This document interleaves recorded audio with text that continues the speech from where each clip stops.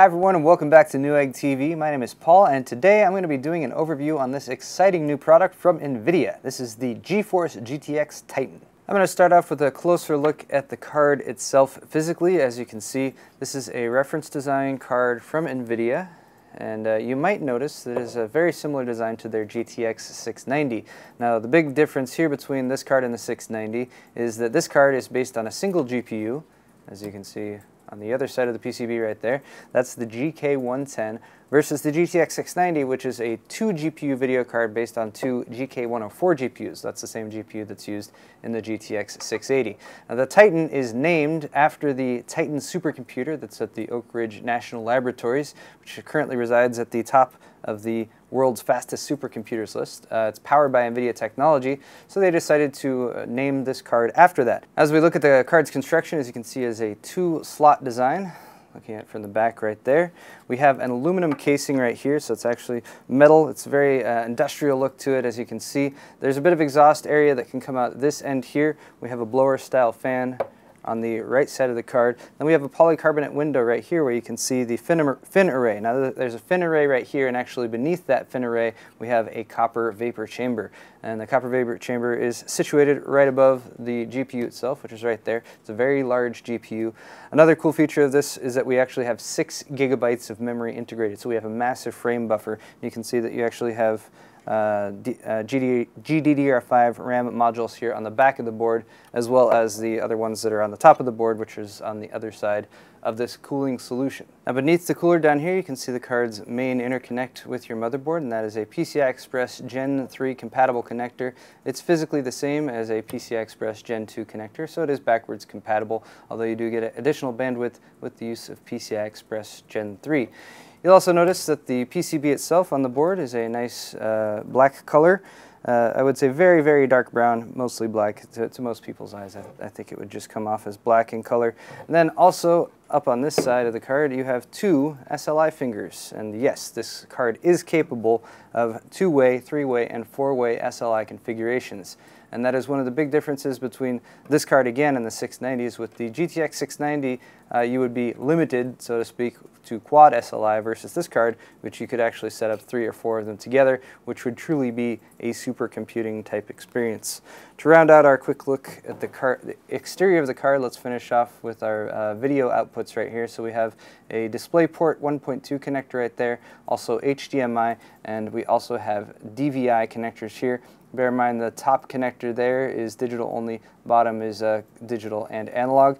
And again, both of those are dual link. This card does support up to 4 displays right out of the box, so you can push 4 displays. You can use 3 of them for 3D gaming, and you can use the 4th as a companion display to show a website or chat interface or something along those lines. For power, we have an 8-pin and a 6-pin PCI Express power connector. The card has a TDP of 250 watts, which is very impressive considering the card's performance. And then we also have a green GeForce GTX logo right there that will light up when the card is powered on. You do have the option to enable or disable that if you want, and then the logo can also glow with greater intensity depending on the amount of load that's on the card.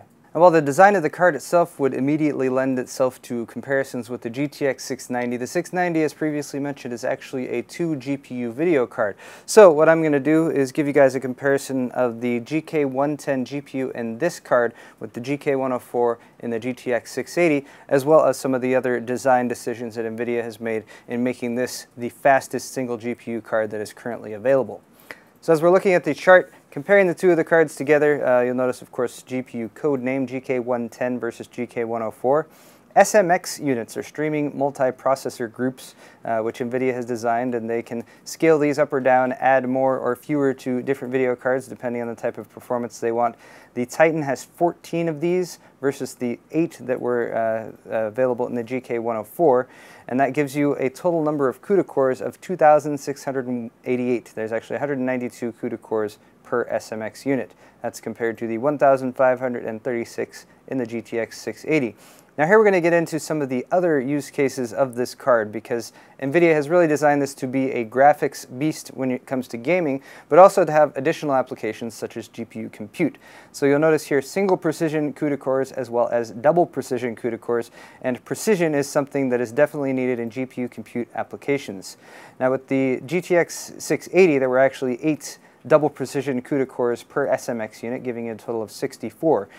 NVIDIA has upped that to 64 double precision CUDA cores per SMX unit in the GTX Titan, which gives you a total of 896, which is much, much more, obviously, than the GTX 680, making this a feasible contender for use in a GPU compute system. Now, I should mention that if you're going to be using this in GPU compute mode, you can go into the NVIDIA control panel to turn on the double precision computing mode, and essentially that's going to effectively underclock the card. It's going to clock the card to reduced clock speeds, but it's going to give you that accuracy that's needed with GPU compute capabilities. And again, this is just a fantastic card if you're looking at entry-level GPU compute applications, particularly if your applications are CUDA compatible. Moving right along, we have RLP units, 32 in the GTX 680 versus 48 in the GTX Titan. The base clock and boost clock. Now, boost clock is a feature that was introduced with the 600 series. It will run the card at a higher frequency as long as the card is within a specific power limit. They actually have GPU Boost 2.0 with the GTX Titan, and I'll be coming back to tell you some of the differences there. The base clock and boost clock, however, for the Titan are 836 megahertz versus 876 megahertz. And here you will notice that the GTX 680 is at 1006 megahertz and 1058 megahertz.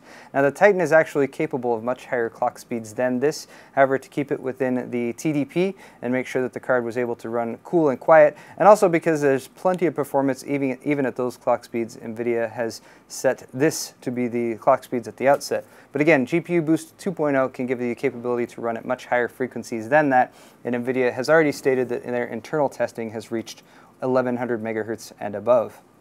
For the memory clock, here we actually have a similarity. They are both running at 6008 megahertz effective memory clock. However, the Titan has a full 4 gigabytes additional memory frame buffer, so you get 6144 megabytes of GDDR5 versus 2048 megabytes of GDDR5 in the GTX 680.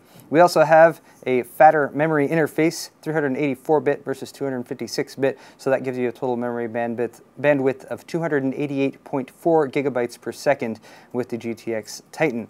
Also a texture filtering rate of 187.5 gigatexels per second versus 128.8 in the 680. They're both, of course, based on the Kepler architecture, that's 28 nanometer manufacturing process. And then take a look at the transistor count. We get essentially twice as many in the GTX Titan, so 7.1 billion versus 3.54 billion in the GTX 680, and that is almost 3 times as much as the number of transistors that you would find in a high-end Intel 3960X processor, which is quite impressive. Finally, once again, for power, for the GTX Titan, just one 8-pin and one 6-pin versus just the 2 6-pins in the 680. Power efficiency is one of the highlights of this family of cards in the 600 series, as well as the Titan and the Kepler architecture. A recommended power supply of 600 watts and a TDP of 250 watts. Next up, let's talk about GPU Boost 2.0 because it kind of goes hand in hand with NVIDIA's design philosophy in keeping the card running at a cool temperature while also keeping the card quiet, but of course giving you the maximum amount of performance. Now, GPU Boost 1.0 was introduced with the 600 series, and that was based around a power target. So essentially, it was designed to dynamically boost the GPU clock speed based on the power target. The power target of the 680, for example, was 170 watts. They've switched over with GPU Boost 2.0 to basing that on the temperature of the card rather than the power target. Now with GPU Boost 2.0 and the Titan, NVIDIA has switched over to a temperature-based GPU Boost function. So basically the temperature set on the card out of the box is going to be 80 degrees Celsius. Now that is user controllable. You can increase that or decrease that if you want to. So for instance, if you want the card to run cooler, you can lower that thermal threshold to 70 degrees Celsius, and then if the card hits that, then it will back off on the GPU frequency to give you a quieter computing or gaming experience. Now, if you are going to be going for the maximum performance of the card, of course you can increase that target, and then it's especially going to give folks with really good airflow in their systems, or the ability to maintain lower temperatures on the card, much higher threshold for overclocking.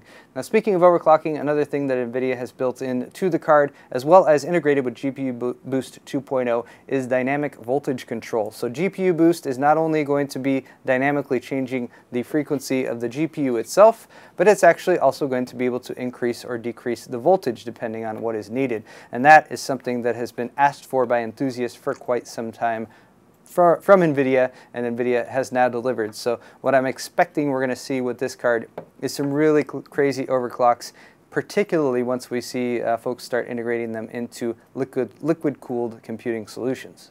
Now, overvoltaging does carry along with it some inherent risks, so NVIDIA will pop up a little do you agree checkbox that you need to agree to before you jump into overvoltaging, but this being an enthusiast level card, I'm sure that is something that enthusiasts will gleefully check off before they go at it with overclocking the card to their heart's content to see what type of performance they can get out of it.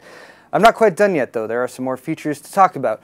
First off, let's talk about actual display overclocking. Now, if you're familiar with the frame rates that video cards can output, and if you're familiar with the refresh rates of monitor, you might know that most monitors are going to give you a 60 Hz refresh rate. Some higher end ones can go 120 and above.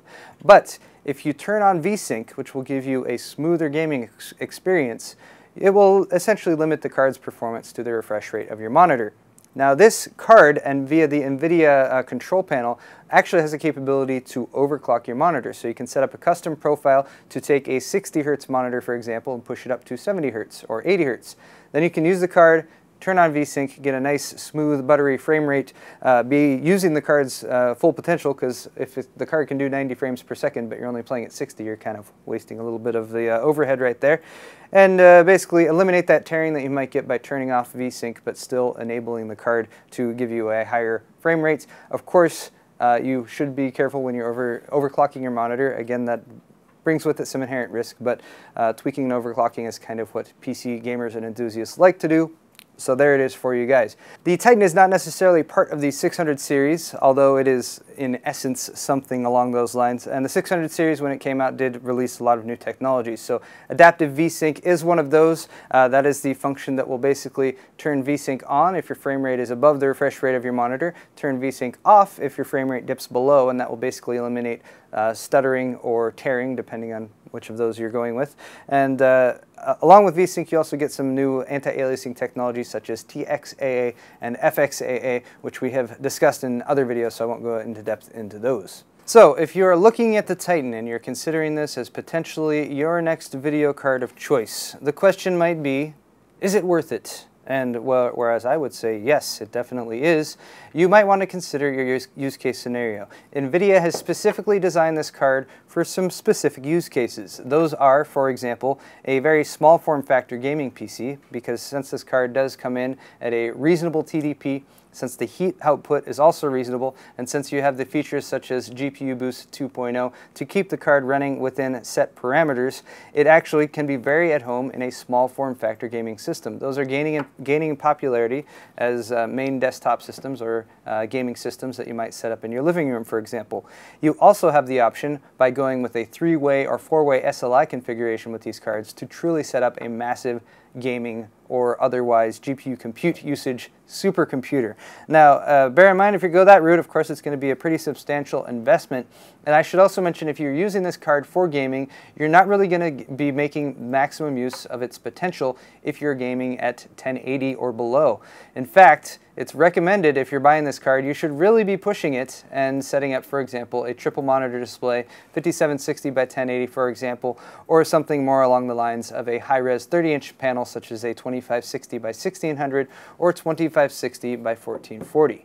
And also remember that if you're purchasing the GTX Titan, that you're also investing in the NVIDIA ecosystem, which gives you features such as the GeForce experience, which can automatically set up configurations for your games, as well as potential future integration with stuff like NVIDIA's Project Shield, which is their handheld unit that can basically bring your desktop gaming experience into your living room. And that is specifically compatible with 4K resolutions, for example, which is a great and fantastic use for the GTX Titan. High-res gaming, 2560 by 1600, and the soon-to-be widely available, hopefully, 4K displays. But that is going to wrap it up for this video, guys. Once again, this has been the NVIDIA GeForce GTX Titan. I'm Paul with Newegg TV, and if you enjoyed today's video, you can find more on our Newegg TV YouTube channel. Don't forget to subscribe. Thanks a lot for watching, guys, and we'll see you next time on Newegg TV.